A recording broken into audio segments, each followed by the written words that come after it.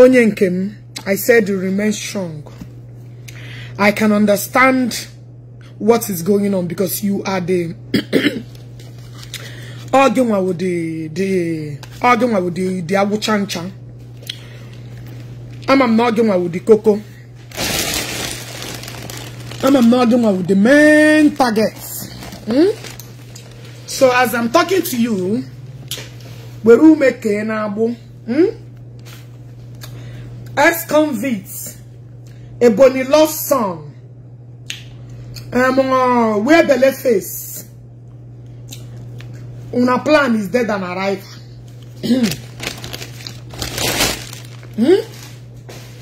Una plan is what? Dead and arrival.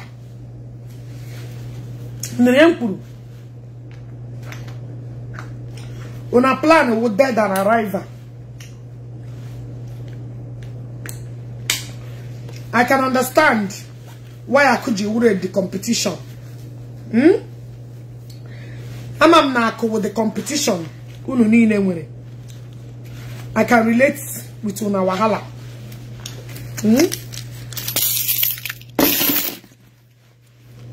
Is the problem. We understand. Osalunu. Gakuku ono. But I'm not bana with that woman. Or matter who the business Ijikoro Ako. Now these people. Yeah, that boy inside. But one thing for sure. One thing for sure is that Ako Zolobitas has come to stay. Zolobitas has come to stay. So you know unu neme na unu neme na nkete. The water gun. You know unu neme. Unu neme na nkete. The water gun. Yaba ma Zolobitas. Zolobitas abiage no. Enwe fufu unu game.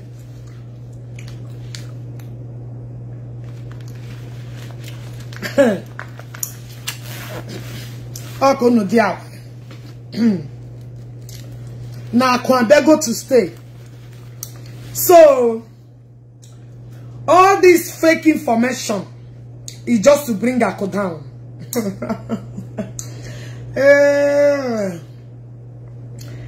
Onyem. My blood. But you know the irony of life. Unopuro over how many thousands of content creators? Kone meru ad. Ne broadcast na this thing. Na keke na pen ni na up channel na bamo. I'm like you use this thing without going to work. Pen me now for channel na my bag. You want to go? So problem unu na wo Zolobitas.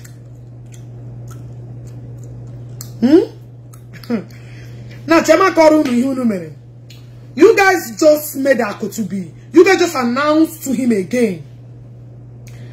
Zolobit, people we are sending me message now. Zolobitas abata beba. Okay, please, I'm interested. I want to be the distributor.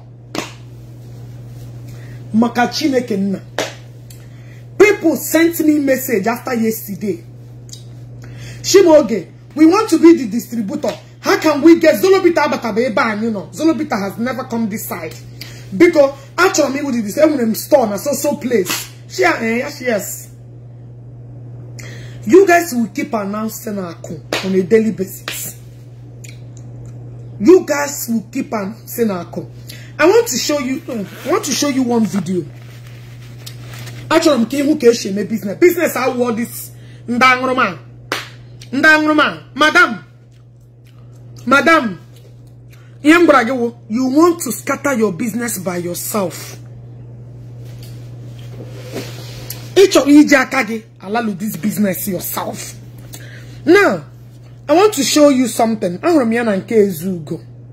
my blood ezugo. Ahụ m ya na nke ya. Wait. Ahụ m the na nke ezugo. So, kanga na nke ezugo. Ezugo. Enwere m chọrọ achọpụta ma achọrọ m ka ị bịa hụ time m na ha arụ na kparakparak. Achọrọ m ka ị bịa hụrụ ka esi ere mmanya. Ọwụhụ Facebook. You need to, I mean, in fact, no need of talking to you. This is a typical example of how distribution should go. What you have to do is to show us how the distribution and everything about your product is going. Zero bitters is a drink covered by grace. Operate under supernatural grace, supernatural grace with excess speed. The grace that covers that brand, Zero bitters, yeah, is too much and too big for any human being to comprehend. This is where the business is going down, and not on that your shakily Facebook page. I don't see sense in that cry. Our mommy and our Lord on a pen on Facebook all the way from United Arab Emirates yesterday night. That one shakily Facebook page in a power. Now I can take it down. Where do they more powerful than pages in the world?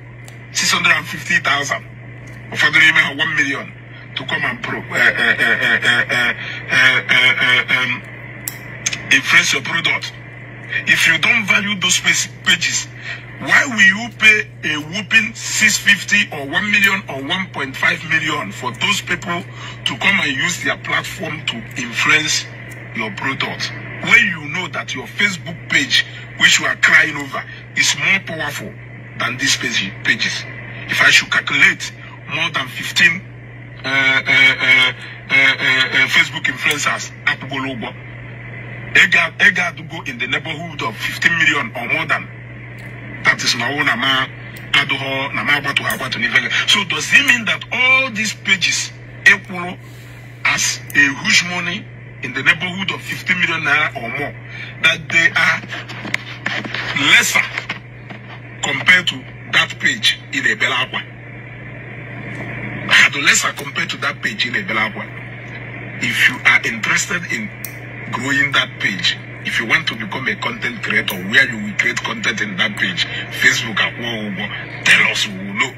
You want to go, Mano, no mania, actually, Kana to Katongo, Joloko, Etris, Atokatona, Kafon, Unako, Kafon, Umuloko, Kana, Pogona phone, will go naturally okay. You want to reject Yagon, will you soon have been? Oh, this is my brother, eh? This is my brother.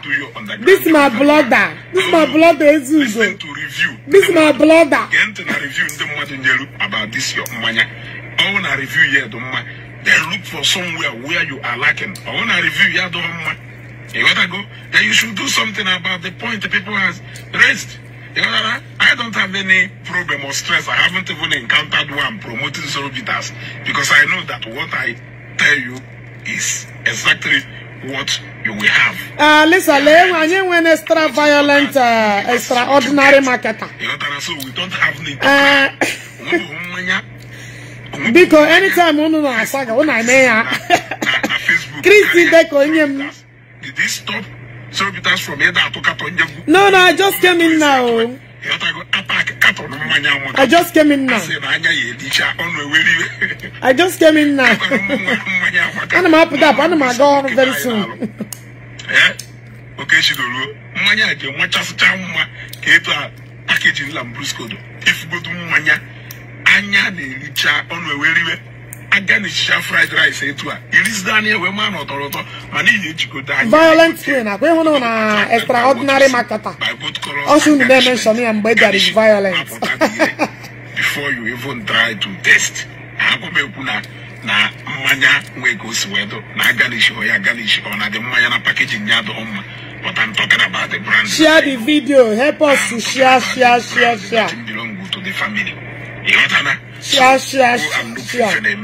si ebe zoro bita se no po si ebe azu akosa yo no po ke gari da jiaka ife mbudu ko ebe ahi na-eje je jo nde wo ina ri si na okpa ebe ahi tigorisi ha bela anya mo ha belo bam na ugo inside life so this is where business goes on the ground and not on that Facebook page in Nanya. It may give it publicity, but at the end of the day, this is where the business goes on. If you can see a cut on zero bitters, one day sorry, and zero bitters, my cousin can put the channel him choripu. If you know they can knock in your obi, it seems like you search my mind before you start to talk this thing. You put the channel everything. You know, yesterday I was so mad. And when I had a lot of memories that I want to share. And when a lot of things I want to say to this woman. Madam, ihuna ex-convict. Ihuna wear belly face. Ihuna eboli lost son. Iha was the most. Iha one of the most hardest thing to do in your life. Iga those efuref. See these three people. These three anoya, you scatter each other. These three fell. As you gonna be soft. I want the most rugged person you ever meet. And I'm a young puchaya like this. I like a pia like a lubo. It's my full lubo half. I don't want to insult you. But to madam, maybe muna giga name with problem when you cannot come online to tell us that secret is about Akon. Because everybody have been saying Akwa will expose you. And you now came out to need you the secret in Akade. Eba who can get a problem with you. All these things say, Mama, can you dance for me? Oh, and I'm gone, but at least you have. Why not? When my blood, which is song with the young one to? I consign you know which song go. The young one to for me to dance for you. Huh? Can't get your wait. Be quiet, my son. Come tell which song go. I'm gonna about which song go. Let me look. My son, my man who's choose that man. Okay? My son go, let me see that dance for my dad, my dog. Chai.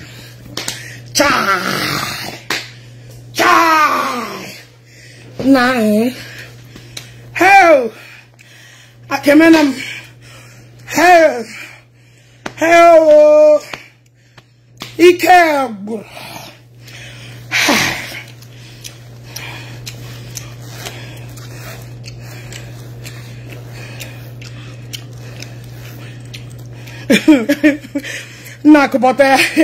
Thank you, my lovely brother, who am well pleased. Jerry last young woman, you don't need to worry about. You have somebody like me. Ashemde. No, the worst thing you cannot buy me. He gave you 650,000 azum. He gave you 1 million azum. He gave you 1.5 azum. He gave you 100,000 azum. He only Nigeria sign and that. It's not possible. So on your Jim gold. Iji gold. You don't need to waste your backham to buy me. As long as you are holding me, Iji gold. You know again? So don't waste your time. Don't even worry about all this nonsense propaganda. They will see you in court. They will see you in court. My own, I like to do something legally. Legally.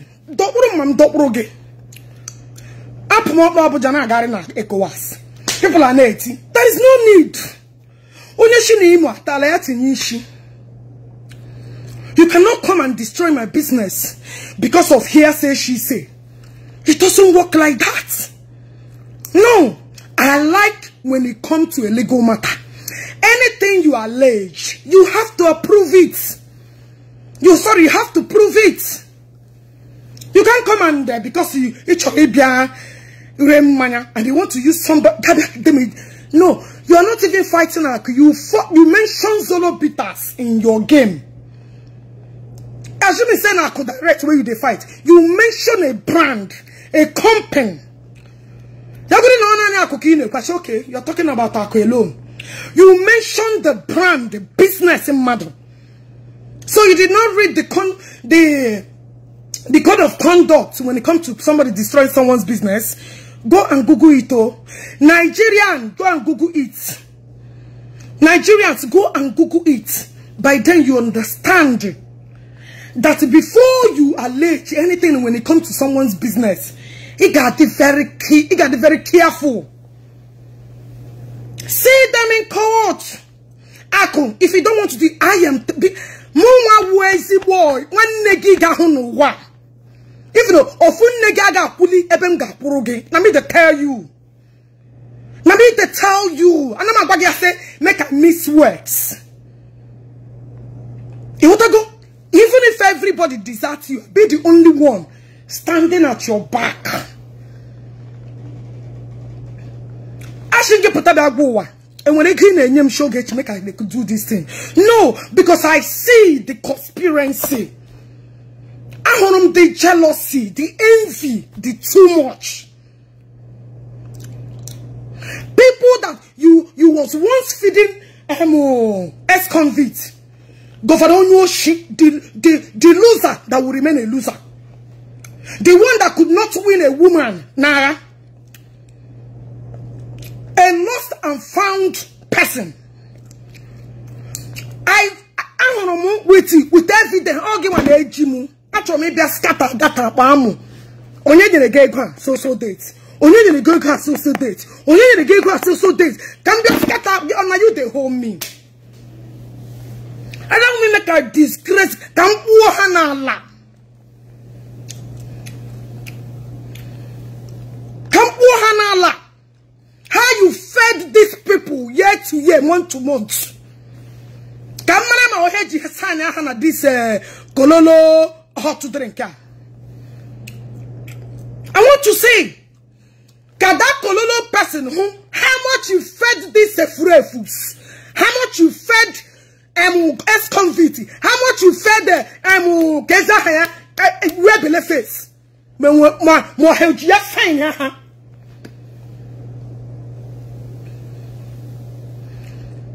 Every day, hey, because I'm Kemele my hit or AC because wait, I'm hot.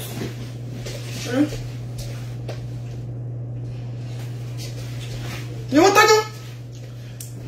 Achoramu, allow me. Come present her to the world. Come join her. Hello? Hello? Yeah, I'm live. Yeah, because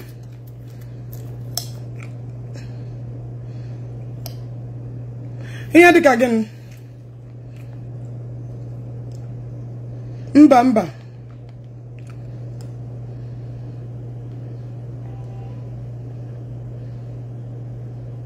Okay. Okay. Mechara.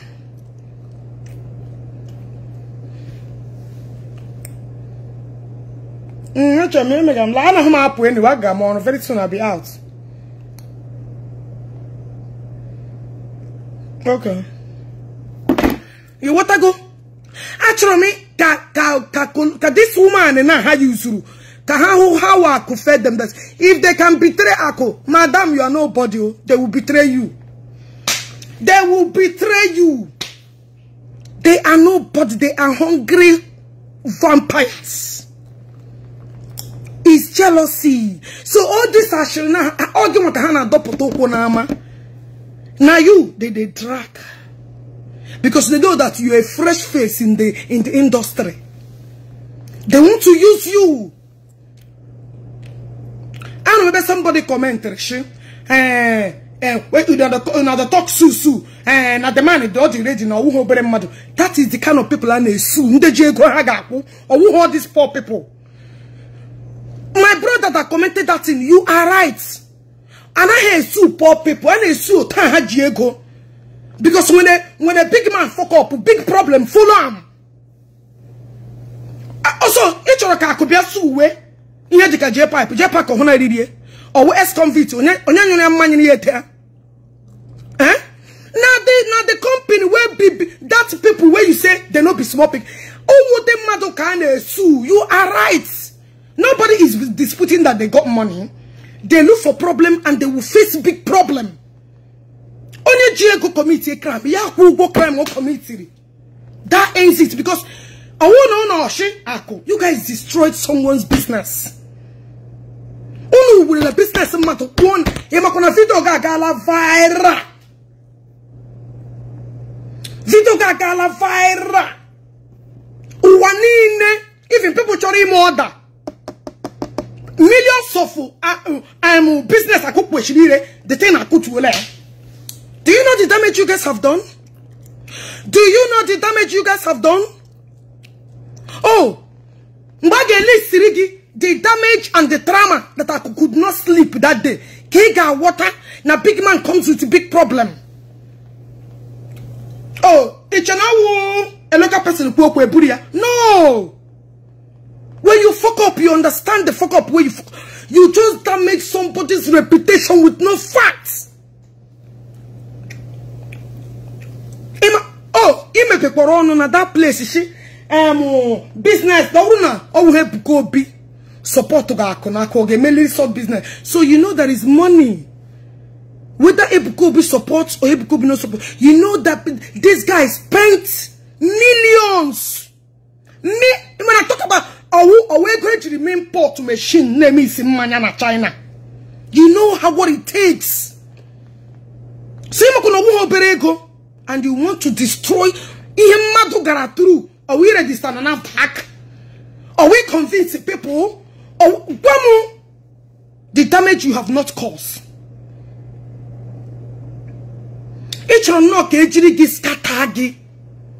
No, madam. The information I got is that Manunu, according to people that have reviewed it, had Manunu for 2 days. In which Zolo Bitas is ordained from heaven. Akachineke no maya. Odika kampare. Ndena ngumanya, but to people she know the kampare. People that are brought into the business, I could have to send it to their various country. Okay, they will get involved in this matter. Now this thing, one manage chamber. Zolo Bitas is not like every other. That's why you guys are threatened with that Zolo Bitas. You hired all the content creators on social media. Still, that one is not good enough for you. You were content creators. I could not carry anybody. And I didn't flaunted themselves. I could not sign contracts with anybody. I had the money wrong way. Don't worry. I could get you no movie. Apa Zolo Bitas. Zolo Bitas has come to stay. Ako, now there is a fire. You need to put more effort in your business. Effort I have put to Ako. Put you on a camera. Mbana buke. Ako here no choro. Who don't feel that Ako is a competition? Ako rula no mume. Moranya. Ako ashim ge moranya. Ina hona ma baga kanti spiritually. You need to wake up. Because that here is now a competition. Beyond the Zion. It's time for you to start patronizing your own. People fire they are not Zion member. They are not even fighting Akwelonu. They are fighting in the Zion. It's about time to promote your own. Zion jealousy is all about all of you. It's no longer Akko anymore. It's all about Akko. The video family. The only reason family any nature support you because all you when they good lighting on their family. Anapa umpire we billionaire. The video is the reason I know umpire. All reason with the reason Zion Jikane will believe it or not. One person must create some part in anything you do. All we have kumere we have a time. Other churches or the silence. Up one person. You want now water the reading. You love Ebuko be most love Whether you like it or not, I'm not going the secret a lot of people don't pay attention to. Or one of the video campaign going, the man was thinking billionaire. And why not know? No. Why do you think I can know family the video? Upon the video, can I know? I have all the family back up. Because if the video collapse, you will not hear about the family again. Zion on social media way to peace. If you don't know it now. Somebody must be. Oh, you're gonna keep on. Oh, you're gonna keep on a lot. Why do you think other churches here? They can know them. Yeah, Zion. Because of without it, Zion will just be doing their thing. Hand by the side. Believe it or not, the bone of contention there. Emana, I'm with wisdom. I don't just talk. Here and go and look into it. I am no Zion. Because of I could rely in a soya. I can't need a general. I can't want enemy before. I can't want anybody before. Is it not because that I could stood for that day? Is it not because if I could come and say enough is enough? Whatever you would do to promote this brand, it's not a challenge. Whatever you would do to promote it. Do whatever it takes. Our ko na Zion can walk every way journey. Zion. I want that the powerful. That is the powerful, but anyone a force. No, you're because of getting all silently the enemies. Oh, how many ako product here can you because also soon. This blew up. Use your brain. Use your brain. Our phone na back family. Our phone na man and which are no family ano. Family unu now today is akon. Unu ga matter if you don't know the importance of akon could diminish, but God forbid. On this planet, you know, see them again. Can the importance of that? With the decay, it's your decay number. Back again, number. With the value.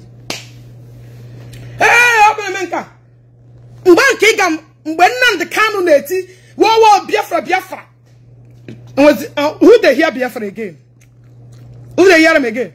A woman had the cool when power them. Everything I got silent. Somebody must be the eye opener.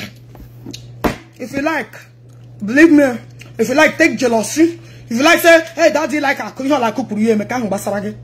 And when I reason that in Egypt, and when I reason I can with the right person. This J Pipe and the S-Convt. Now, this is Bonnie lost son. They have decided to use somebody else to this. Now, lie, yo, madam, we day here. Zona bitters for your wedding, Udo. Because people choroya. Many were in a wedding. Zona bitters. In a church dedication. Zona bitters. In an Abama man get people now bako. Zona bitters. Ghana no shit. People now bako like Zona bitters. You only in a call Zona bitters. Zona bitters is that Zion will fly. Again, what I'm but again, it's only people that are wisdomized will understand the point I just throw out. Onyore mma ya kpere. Onyore kpanu mma ya happen. But take amount importance of alcohol. Onye mmanya ya na haga. If your drink no dey go, hash na mmanya gi na egbo oku n'obi, madam. Go do review. Do you know why products na ejate mma when you start doing review? Finding out why this thing upon all the content creators. Why is it not moving? What is the problem? All this attack is to damage your drink the more. People should not know for 3 days in OB. No, they for 3 days in OB.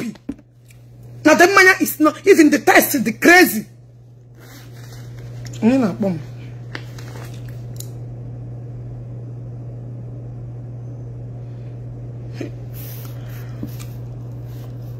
Yeah, hello? Chere, hold on. Come to go when I'm mute. Just hold on. And I'm in a live program. Babe, can I call you later? Because I can't find my news. Can I call you later? Please. Can I call you later? You're not allowed. I don't want anybody to hear what you're saying. Because Mama, this man on his week. This man talk to go to one his week. 3 minutes on a bomb. I'm a maybe this man. I'm not going to get it too sweet like this. Add them too sweet and you want to go? This guy Anna, but Mama no request again. I only request, get request, sister. I barely have few minutes to stay here. Hello? Hello? Hello? Hello? Yeah, good evening. Yeah, who is this? Hello? This is Igbo Land. Yeah, Igbo Land. I can't hear your face. I don't know you, sir. I need to see your face. I don't know who you talk. You turn on lights and talk to me. I'm on you. So unfortunate that na even na they have too bright. If we are over now. I'm anything, sir. And I'm anything. It's not bright anyway. I'm outside, not indoor. Oh, I'm just your guru. Is this the person who's gonna go guru all the time? Is that you? Yeah, this is good. Yeah. Okay. How may I help you? Yeah, I decided to join the program and contribute. Okay, go ahead. Yeah.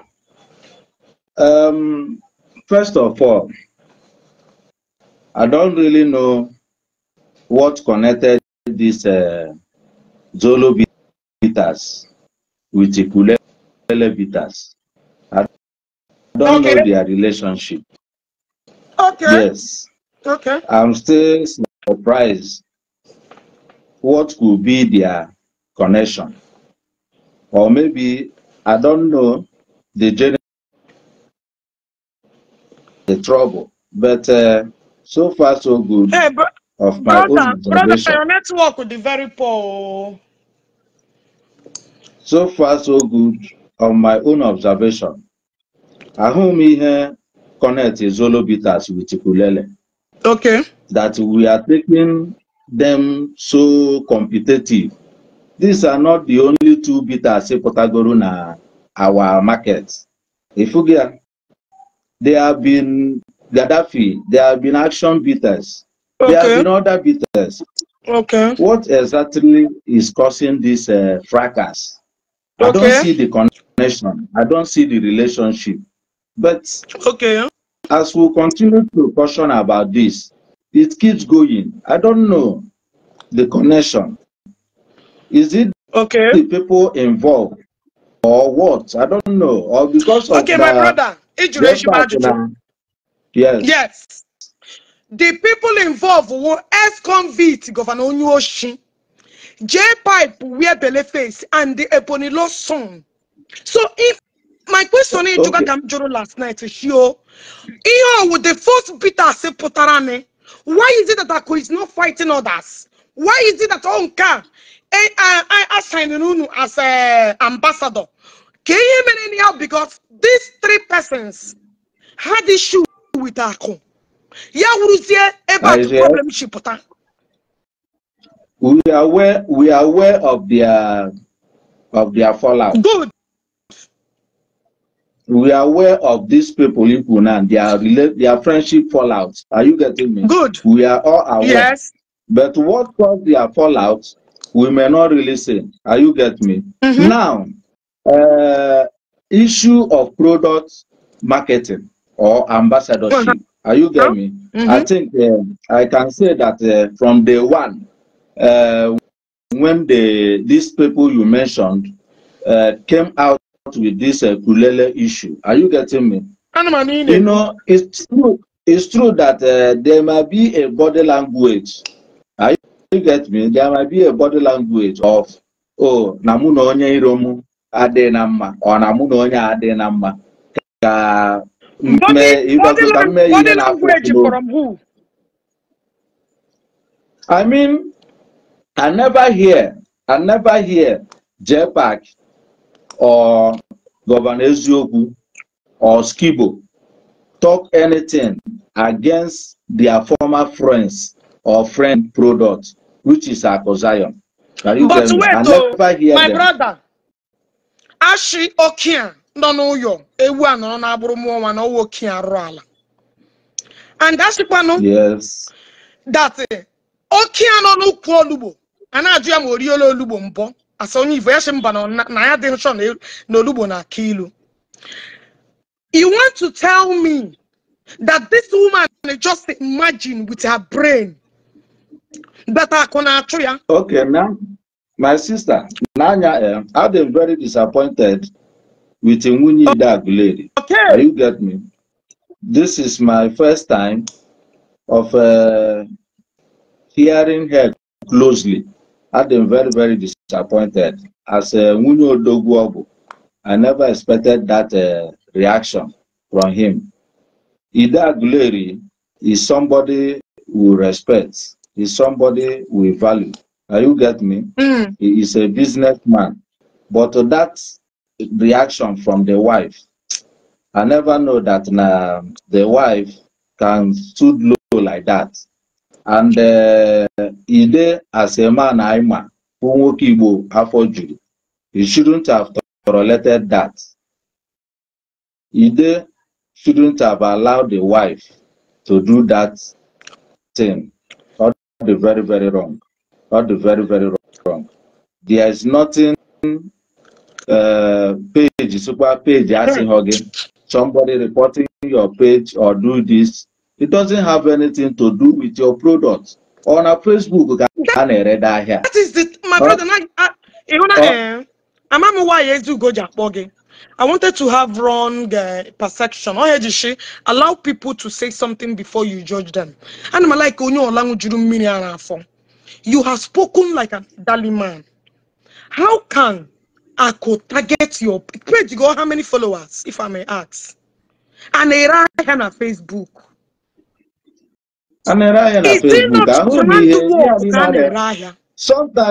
Sometimes I see people doing this ambassadorship as people wasting money. Are you getting me? Wasting money. I see it as waste of I see it as waste of money because all these things I don't value them. I know they can call it adverts, they can call it marketing, but this is overrated. This thing is overrated. Yeah. Is overrated. Are you getting me? It doesn't have value, and they don't reciprocate the value of the money.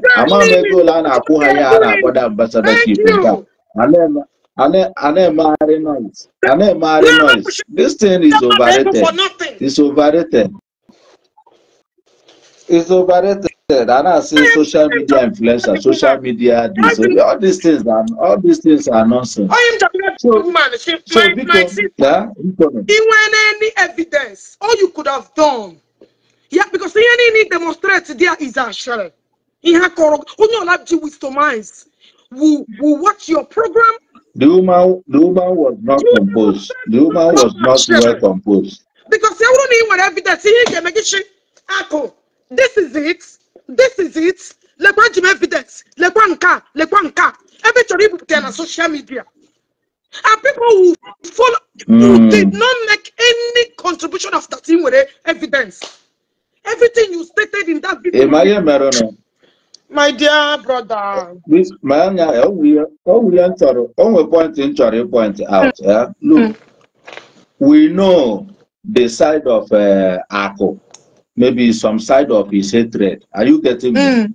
That one may be sure. It's just like, let me just say that his incident with Matthias attracted enemies for him. Are you getting me? And he's also even here to withdraw case of Matthias, so many mistake.